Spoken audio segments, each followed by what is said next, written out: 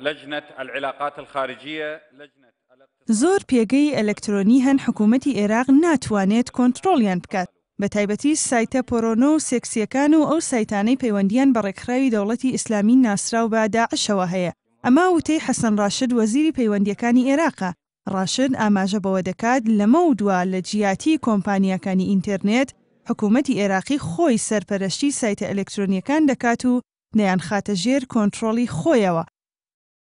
بەنسبەت ئەنتەرنێتەوە کەوا پەیوەندی بە هەموو عێراقەوە بێ یاخود بە هەرێمی کوردستانەوە هەبێ ئەوە ئێمەش ئیجراعاتی خۆمان جێبەجێ ئەەکەین لەگەڵ ئەو پرۆژێن لەگەڵ ئەو قوانینین کەوا مەسلحەتی میلەتەکەمانی تایە مەسلحەتی شعبی تایە فهەر شتێک زانیمان سوودی میلەتەکەمانی تایە ئەکید ئێمە داکۆکی لەسەر ئەوەکەین بەڵام زانیمان کەوا یعنی لە مەسلحەتی میلەتەکەمانی تیانێ بەدڵنیایە و ئێمە لەگەڵ ئەوەیانین. لەبارەی کۆنتڕۆڵکردنی ئینتەرنێت لە هەرێمی کوردستان و کارکردنی کۆمپانیەکان لیژنەی شارەوانی گواستنەوە و گەشتوگوزار لە پەرلەمانی کوردستان ئاماژە بەوە دەکات ئەگەر ئەو کارە بۆ پاراستنی ئاسایش و کۆنتڕۆڵکردنی سایتە پۆرۆنۆسێکسیەکان بێت کارێکی ئاساییە.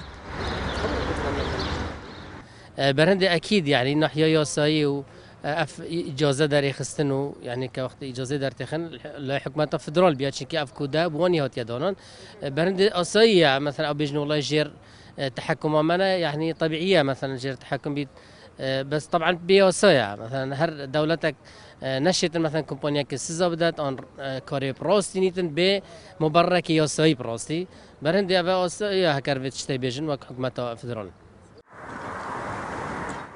وەزارەتی گواستنەوە گەیاندنی هەرێمی کوردستان گرێبەستی لەگەڵ 27 کۆمپانیای تایبەت بە گەیاندنی خزمەتگوزاری ئینتەرنێت ئیمزا کردووە و ماوەی ئەو گرێبەستە 10 ساڵە. کۆمپانیەکانی بواری ئینتەرنێت لە هەرێمی کوردستان ئاگاداری ئەو هەوڵەی وەزارەتی پەیوەندیەکانی عێراق نین ژمارەیەکیشیان ئەو کارە بە باش نازانن.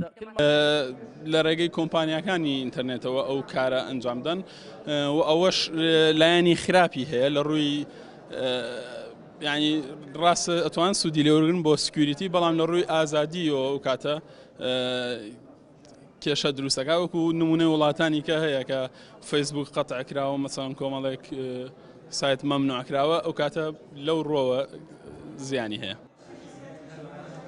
مێژووی ئینتەرنێت دەگەڕێتەوە بۆ ساڵی 1969 لە ئێستاشدا ژمارەی بەکارهێنەرانی ئینتەرنێت لە جیهاندا گەیشتوتە زیاتر لە 3 میلیارد کەس. لە ساڵی 2014دا ڕێژەی بەکارهێنەرانی ئەو تۆڕە گەیشت بووە لە 140.4 دانیشتوانی سەرگۆی زەوی. ژاڵە محەممەد، NRT سلێمانی.